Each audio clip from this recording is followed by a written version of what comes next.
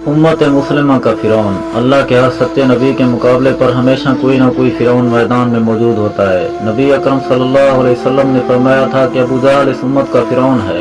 उसने इस्लाम को मिटाने के लिए एड़ी चोटी का जोर लगाया, मगर अल्लाह और उसके रसूल के मुकाबले पर उसकी तमाम चालें नाकाम हो गई। वो मक्का से एक लश्कर तैयार करके मदीना पर हमला करने के लिए बड़ी रौनक के साथ निकला। बदर के मैदान में कुफ्र इस्लाम का पहला मार्का हुआ, जिसे अल्लाह ताला ने यौमुल फुरकान से ताबीर किया।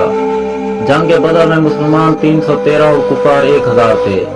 कुफार के लश्कर से 3 जंगजू उतबा, शैबा और वलीद बिन उतबा मैदान में निकले और मुबारकत के लिए मुसलमानों को ललकारा। उनके मुकाबले पर सहाबा की तरफ से हजरत हमजा, हजरत उबैदा बिन हारिस और हजरत अली बिन अबी तालिब निकले। तीनों कुफार कत्ल हो गए, जबकि हजरत उबैदा बिन हारिस शदीद जख्मी हो गए। बाद में उसी जख्म की वजह से उनकी शहादत हुई।